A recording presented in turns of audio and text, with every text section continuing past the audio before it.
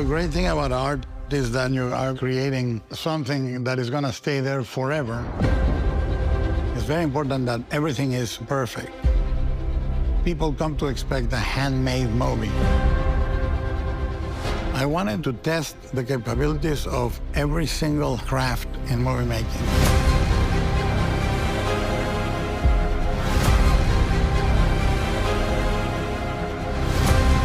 There's not a single thing that means nothing.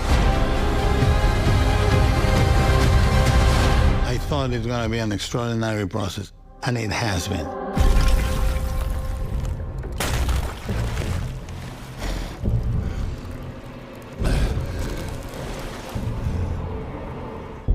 I wanted the movie to test the capabilities of every single craft in movie making. There are huge sets, huge props, complex wardrobe. I wanted it to feel like an old movie that was made in the heyday of Hollywood. Luscious and beautiful and operatic and all that. And I said, I'm not gonna do VFX on the ship. I want a real ship, because the ship is a character. I want when the creature moves it, I want the creature to move it. So we mounted it on a mechanical gimbal. They didn't want the audience to go, oh, it's digital, because once you introduce that, it's like a license for people not to believe things. All the stunts are real. No digital stunts. When the monster grabs a guy and throws him, he's thrown him. If you do it for real, people have a sense. So we did the ship for real, complete, interior, exterior, everything. And we did it with deep research, and that ship is a huge feat.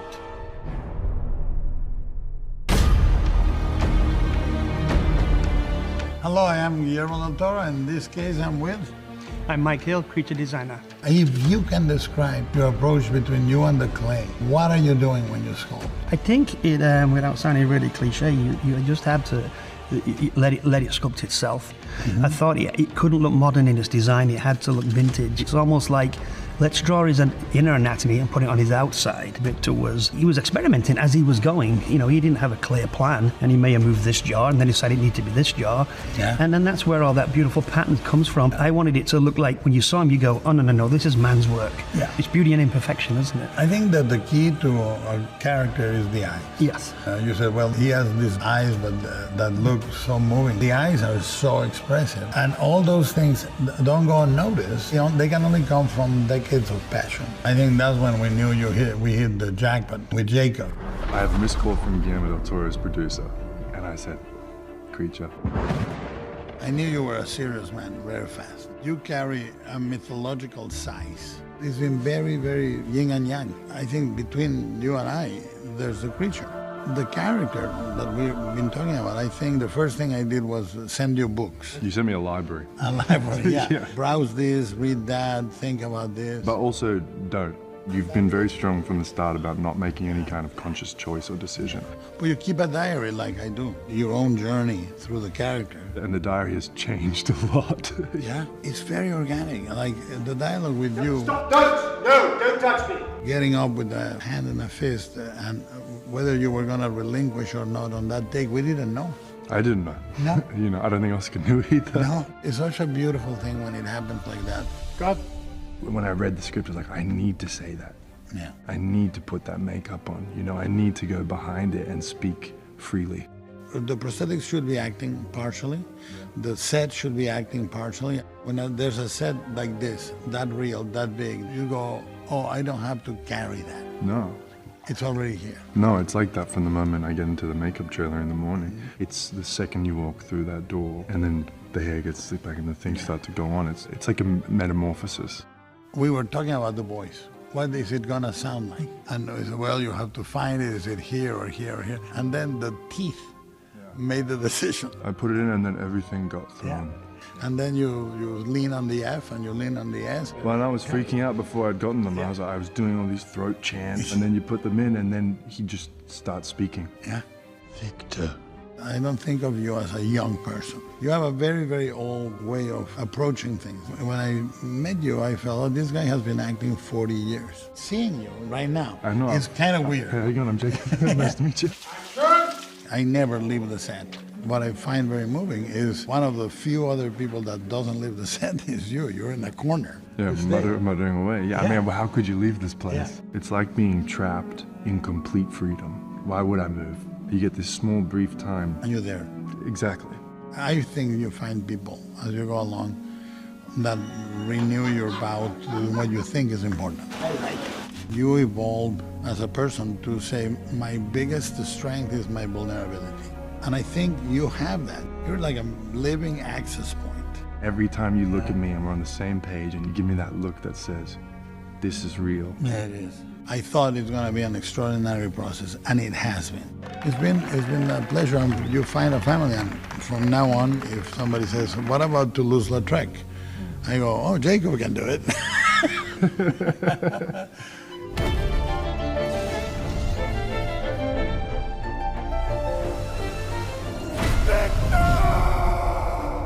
Of all the sets and all the set pieces, a Frankenstein movie, I think the key piece is the lab.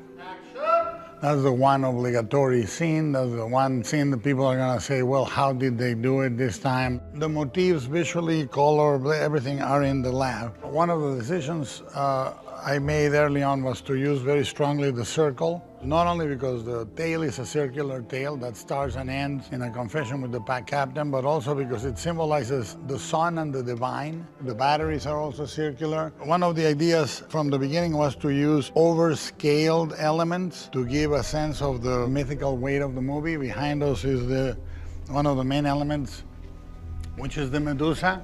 To me, Medusa is a misunderstood monster. And the other thing is the transmutation of something alive into something dead, stone, or something dead into something alive.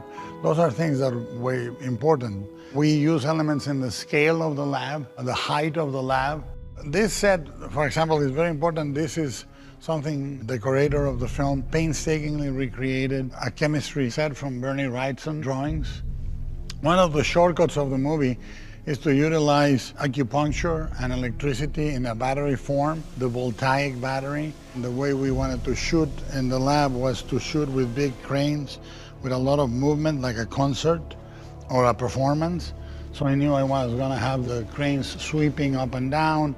I wanted to show the surgery with graphic, anatomically correct, but very graphic butchery. Which leg would you like first? To break a bone and reglue it, or to connect ligaments and tendons is an incredibly messy business, and how frantic it is when the storm finally comes, which for a director is very familiar territory. Every day we say we have to shoot right now or we lose the light. It takes 9 months to build this lab, and they give me 3 hours to light it, 12 takes max to shoot it. This movie, I've been trying to make it since I was a kid. Since my first Super 8s to now, I dreamt of 2 movies that I thought were the same story, Pinocchio and Frankenstein, and how they were connected, and what it is to be human, what it is to be framed in a life by eternity and death, both forces. And I wanted to make it as personal as it can get. I lived with Mary Shelley's creation all of my life. For me, it's the Bible, and the movies weigh very heavily on my soul, but I wanted to make it my own. And it became a story about what it is to become a father after being a son, and how you carry the weight of what was done to you in your soul. And it necessitates a pure soul to break the cycle of horror. Every Frankenstein, like every other movie, speaks about its time, and I think we are approaching a threshold with digital technology, AI, virtual realities, in which we have to question ourselves what it is to be human and what it means to preserve and believe that there are larger pieces at work in the universe than us. I want to know who I am. The very first day, we were losing the fog. It was actually much warmer than we were anticipating it would be. And we were out on a frozen lake, which we were like, should we be on this frozen lake? The fact it's so warm out here. A pickup had sunk into the ice. I was getting this huge beard on. And then the call came in. We've got fog outside. Let's do young Victor coming out of the cave first. And he said, we haven't rehearsed. I said, get in there. Get it, exactly. No one's ready for it. The costume's like, dude, he's like, I gave them all steaks last night. Everyone should have enough energy to do it. And originally, Victor was going to have a streak of white hair. I was like, I don't know, it looks a little bit like Johnny Depp and Sweeney Todd. I ran out, we were about to shoot, and I came up, I was like, look, what do you think? I don't know, I'm not sure if it's right. There you go. Oh, Victor's done. Go out there. And then we're done and the fog lifted. And that was the first day. So everything was going wrong and it went right. Cut. Very good. Let's go print and check the gate. And Guillermo is one of the kindest people that I've ever met. He would invite me to set and I would sit by his side and see how he directs and how he communicates with his crew, with his DP, and then in between sets he would tell me, you know, why the camera's this angle and that, and that was beautiful. When you just had your daughter, I was very, very moved by the way your eyes looked when you talked about her. Seeing the creature for the first time was one of my favorite memories. I was with my daughter at that time, and she just ran straight up to the creature, and there was a curiosity there. There's a childlike innocence in Elizabeth too, and so I kind of took that with me. The only time I was in my face was when I was asleep. I just wanted to be on the set. Life was the thing that was in the way. The sleep was the problem. Like, the having to go home was the issue. If I could have kept it on, I would have the whole time. There was this family of acrobats in a circus called the Walendas, and they used to do a wire act, and they said, life's on the wire, the rest is waiting. Yeah, and it was six or 7 hours to do the top half, and then anywhere from like 9 to 11 hours to do the whole thing. I think he did like a spell or something. Yeah. He did some magic to make some Mexican mushrooms to make the days extend. You are an actor that 1 or 2 takes, that was it. We had uncanny delivery from you. Yeah. So that helps a lot. Being back in Scotland after like 6 weeks of not filming was terrifying. When you came to shoot your final shot, which was on the beach, racing after the explosion, you arrived and you said, oh, I missed it so much, I missed it so much. And then you got all the prosthetics, 6 or 7 hours, and you came back and you said, I don't miss it anymore. And then also, Lauston decided to put me in, like, there was this whole beach that was perfect, and he picked the grimiest puddle full with the of most like, pebbles and pebbles and bits of glass. And he's like, just put your face in there. And it was like one more time with feeling. But then as soon as it started to go on, it was like I was very, very happy to be back in my little cave. We met a couple years before in Guillermo's kitchen. Just a general meeting to say hi. No one had said anything about a film in particular. And then at one point, Guillermo just said, I think you need to be my Victor.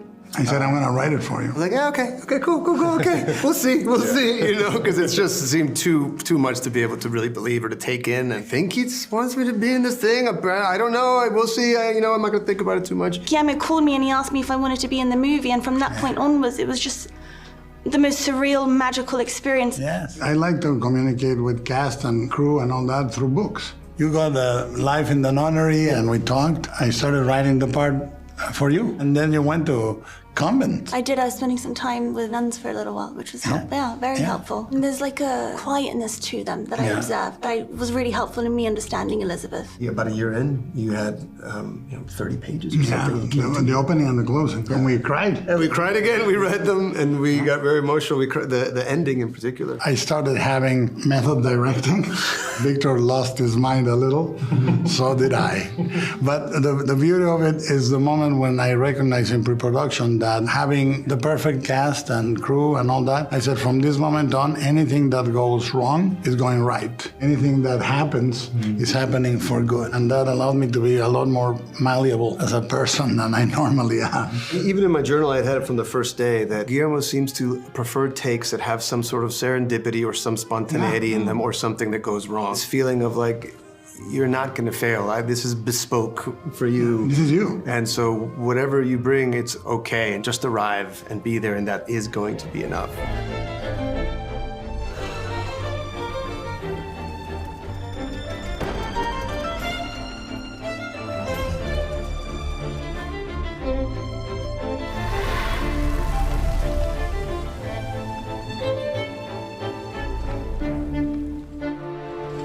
William. Victor. Look at you.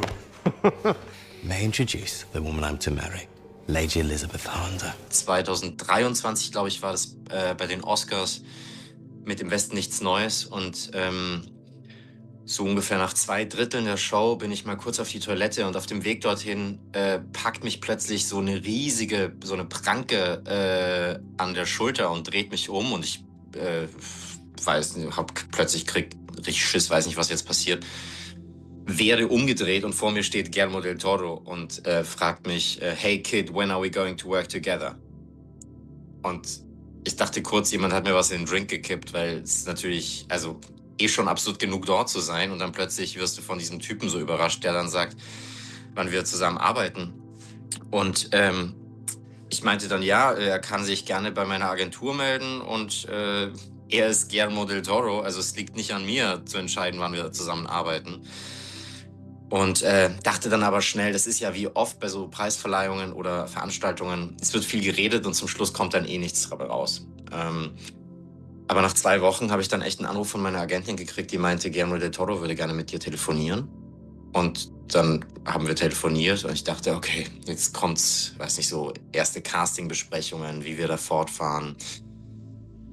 Und er hat gesagt, ich habe ein Drehbuch, ich schicke dir das und a simple yes or no will do. Und dachte ich mir, okay, ja, und dann machen wir das Casting. Dann habe ich das Drehbuch gelesen, habe gesagt, ich bin natürlich voll dabei. Und dann hat er nur gesagt, great, see you in Toronto. Und ein paar Monate später, naja, es war schon über ein Jahr später, saßen wir dann in Toronto. Und es ging einfach über Persönlichkeit, glaube ich. Und Guillermo hat mir oft erzählt, er castet die Augen der Leute. Und nachdem er meine Augen in dem Westen nichts Neues gesehen hatte, war ihm eigentlich klar, dass er gerne hätte, dass ich diese Figur spiele. Und dann hängt es auch nicht mehr davon ab, wie man jetzt ein Casting macht, sondern er ist sich sehr, sehr sicher. Und er hat ein sehr gutes Menschengespür und muss da nicht mehr lange Castingprozesse durchführen. Just lower the dummy slowly. All right, let's shoot it.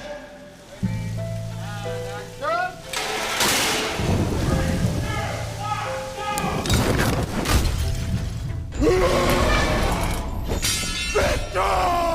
Ich kann mich erinnern, als ich ihn das erste Mal gesehen habe, ich saß am Set und habe gerade gewartet und dann sehe ich in der Ferne irgendwo im Studio so eine große Gestalt mit Pelz rumlaufen. Dann kommt er plötzlich auf mich zu und während er auf mich zukommt, wird er immer größer und größer und man kann es sich nicht vorstellen, wie das ist, wenn jemand so mit Prosthetics zugepackt ist. Weil du kennst die Person schon, ich kannte ihn ja vorher. Aber dann kommt diese Person auf dich zu und es ist wie ein komischer Traum. Also du kannst die Realität mit dem, was... Also es würde Realität und Fiktion so ineinander übergehen. Und die wenigen Momente, die ich in dem Film mit ihm habe, waren ganz herrlich, weil dadurch, dass die Prosthetics so fantastisch gemacht sind und nichts am Computer gemacht worden ist, sondern Jacob saß ja teilweise 10, 11 Stunden in der Maske. Das hat enorm geholfen, nicht nur ihm, sondern auch uns in Interaktion mit ihm. War ganz witzig. Also manchmal sind wir zum Abendessen gegangen, abends, und ich habe ihn angerufen und gefragt, möchtest du mitkommen, wir gehen noch was essen? Und er meinte, nee, ich muss in die Maske gehen. Ich sagte, ja, aber es ist jetzt 10. Ich meine, wir arbeiten morgen. Heute ist frei. Hat er gesagt, nee, ich muss in einer Stunde in die Maske. Was? Wieso? Naja, damit ich morgen in der Früh dann fertig bin. Das heißt, Jacob ist in die Maske gefahren und hat angefangen zu arbeiten, während wir Abendessen gegangen sind. Und am nächsten Morgen um 6 sind wir ans Set gekommen und er war gerade fertig mit der Maske. Und saß die gesamte Zeit, während wir Abendessen waren, irgendwo in einem Trailer und hat sich Plastikteile ankleben lassen. Ich weiß nicht, wie er da durchgegangen ist. Es muss irgendeine Form von Meditation und großer Konzentration gewesen sein. Fantastisch, wie er das gemacht hat. And action.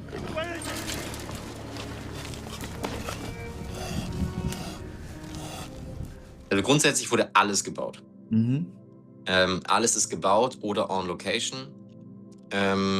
Die ganzen Laboratorien, Keller, der Turm, alles war wirklich genauso da, wie man es auch im Film sieht. Das Einzige, was dann vielleicht ergänzt wurde im Computer, sind große Hintergründe, Berge, Wetter, der Himmel, irgendwelche Flüsse.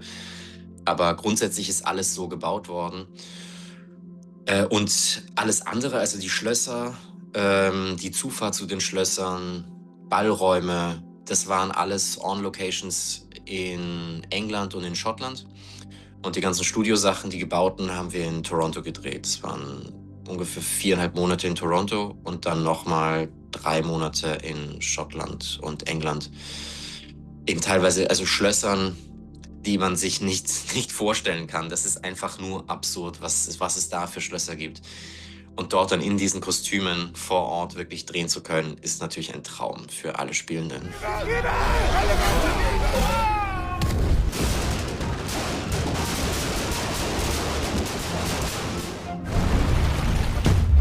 Also mein erster Drehtag war, ich glaube, ich habe 2 Wochen gewartet, bevor ich dann endlich meinen ersten Drehtag hatte. Weil bei so großen Produktionen ist es häufig so, dass man auf Standby arbeitet und man sitzt wochenlang rum und weiß nicht, wann man das nächste Mal arbeitet. Und dann kommt eines Tages ein Anruf, morgen ist es soweit.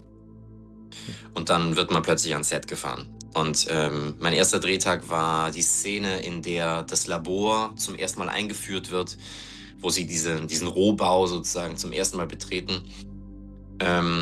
Ich war wahnsinnig nervös. Ich hatte wahnsinnig lange an dem Dialekt gearbeitet, um möglichst meinen deutschen Akzent rauszuschaffen und womöglich so eine gewisse Form von RP, so einem leicht snobistischen, britischen draufzuschaffen.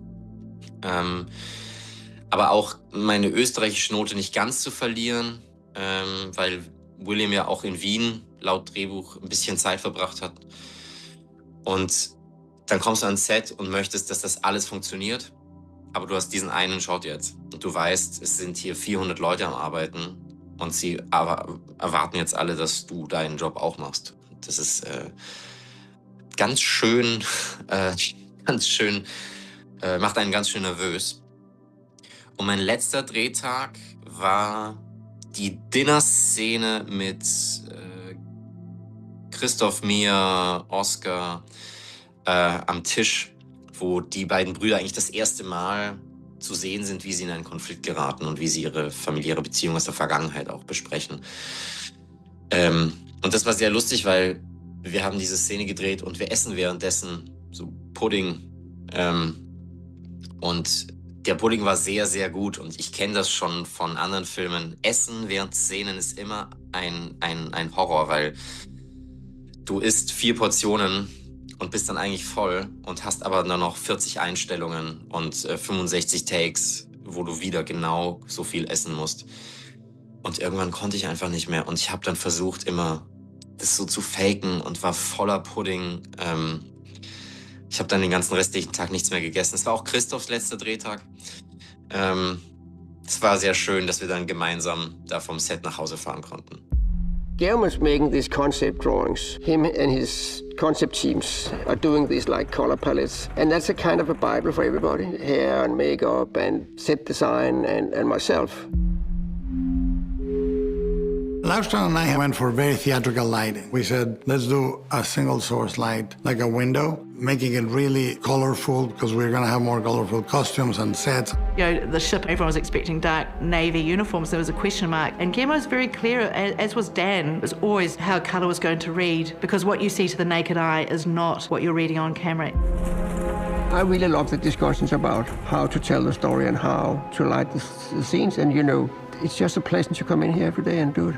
That is amazing when you're working together with a guy like Guillermo because he is so sharp. If either of us argues anything, we know there's a reason. We have these great conversations about color palette all the time. Sometimes I'm going down on a wild track and you said, oh, no, what about going this way? Yes. And you drag me back, and sometimes you do the same and said, should we put a little bit of that? Red, and I said, maybe that's going to be too cheesy. It's a very, very respectful. And with you, it's very effortless. This is great. It's a good speed there.